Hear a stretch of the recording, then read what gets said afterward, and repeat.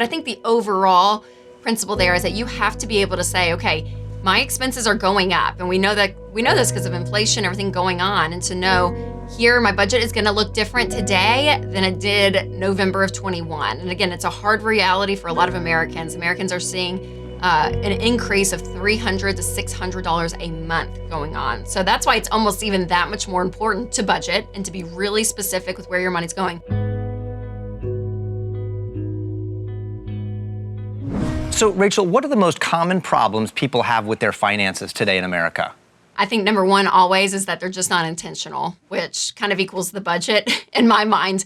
You know, we live this kind of in this mindset in our culture where it's kind of like, yeah, I'm going to just do what feels good and I work hard, so I deserve this, and I'm just kind of going to go with the flow. But when you're not diligent and you're not saying, hey, I'm going to be very specific and very intentional with my paycheck, it does not go as far. And so even now, even nowadays when inflation's, skyrocketed, all of this that's going on in the world, you have to be so intentional with your money. You have to have a plan. People that win in anything in life, it's not like they just look up one day and they're like, oh yeah, I'm heading to the Super Bowl. If you're a football player and you're heading there, it didn't just happen. There's practice, there's preparation, there's a plan. You know where you're going, and you need to do the same with your money. So the budget, I think, is one of the biggest mistakes people don't do. And because they think it's like, oh, it's cheap or it's constrictive. I can't have any fun. I want to enjoy my money. But I look at a budget really as just permission to spend. That you have a plan and it's like, okay, I can go and buy this because it's in the line item, and I'm not questioning, I'm not stressed, I'm not thinking, is this too much? Is this okay? You have a plan in place. So the budget is huge for people starting out. People struggle with debt. How can I possibly save and have an emergency fund and be generous when I'm in the hole? Well, number one, stop going into it, which kind of sounds like common sense, but for real, there has to be this level inside of you that you say, okay, I'm done. I'm sick and tired of working, earning a paycheck, and it's going out 18 different directions, and I get to the end of the month and I have nothing. I don't have the ability, I don't feel like to give, or I don't have the ability to invest. I don't have any margin because literally all of my money is just leaving. And so when scripture talks about that the borrower is slave to the lender, that's a very true statement, because when you borrow money from someone, your options are limited, your freedom is limited. And so the importance of becoming debt-free is huge, because it frees up your largest wealth-building tool, which is your income. So again, it is hard to win with money when you have no money, because it's going back out to 18 different banks and car loans and student loans and all of that. So getting out of debt and working during that season of life is so important. And that will be a season of sacrifice. We teach that a lot, that the budget is going to feel really squeezed out because you want to get out of debt as quickly as possible to, again, free up your income to then be able to give and to save. What you're saying feels like air to a suffocating person, or water to somebody who's been stranded in the desert. They're thinking, yes, I need to get out of debt. This is killing us. And the budget is what's going to help them to have a plan on how to get out of debt. What about gas prices? They're soaring. I live in California. I can go find, $6 plus a gallon right up the street from me. Is there a way to save on gas money?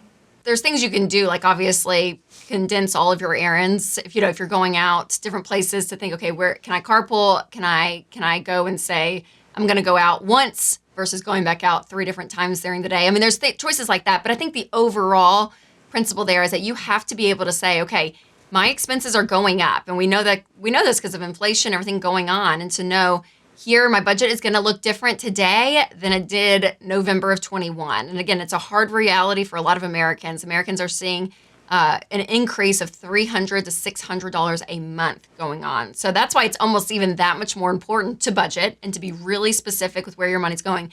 Because right now, you may not be able to go and waste money, and you may not be able to go and be like, oh yeah, the luxuries I was able to do, I can't do right now because my basic needs are not being covered. And so there's maybe a season of sacrifice until all this gets straightened out. But it's really difficult. And it's been really, really hard on people, Kirk, that I've been talking to. And so, again, that diligence and having a plan is going to be your safety net versus floating through this with fear. Rachel, what's more important, establishing an emergency fund or putting money away for retirement?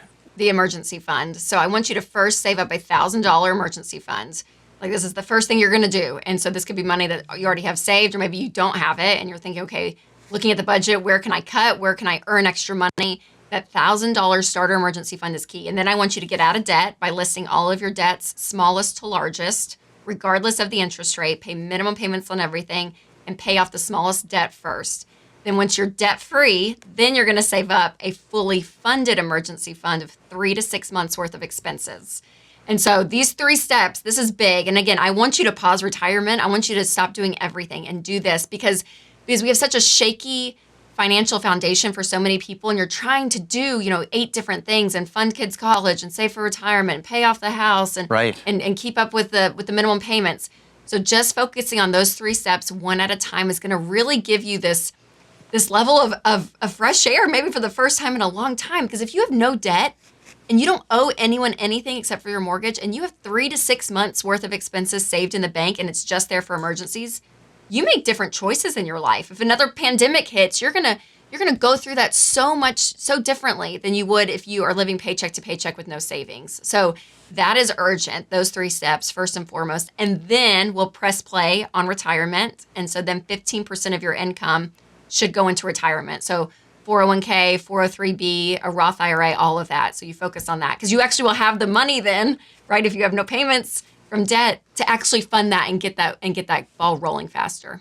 From a biblical perspective, should we ever feel guilty about storing up for retirement? Because I can make a case both ways. I could say, well, that's great. I'm planning for the future. Joseph did that in Egypt. We planned for the future famine that's coming. But then there was the man that stored up all his goods in these barns. And the Lord said, you fool, tonight your life's going to be taken from you. And I know pastors who would say, look, there's people who are starving now. They need these resources now. How selfish of me to store up for someday when I need this a decade from now. Sure. Well, Proverbs also says, in the house of the wise, there's stores of choice food and oil. A foolish man devours all he has. There is something to be said absolutely about the generosity piece. And I think, we need to be doing that. That's why giving should be part of all of this. But you have to take care of your own household first, or you're worse than an unbeliever. Also, the Old Testament says. So being diligent, and again, it's all about your motivation too, Kirk, of saying, okay, how am I setting myself up well to be wise with, again, the resources God has given me? And I'm doing this not out of a greedful heart or thinking that this money or this plan is going to save me. It's going to give me contentment. It's going to give me joy. None of that is true. No amount of money or stuff is going to give you that. And so there's a maturity of faith that you have to really balance these things and say, okay, God, here's the time and place you've put me, and I want to manage this well. I want to change my family tree. And in order to do that, I need to have a level of stability. So then again, the outflow of my cup can overrun, and I can even help people more. I can help more people and be more generous. Hi, I'm Kirk Cameron, and thanks for watching the Kirk Cameron on TBN YouTube channel. We hope you enjoyed the video. A couple of things. Please make sure that you hit the subscribe button and tap the bell icon so that you're notified every time a new video is posted. And be sure to share your takeaway in the comments and invite a friend to join the conversation.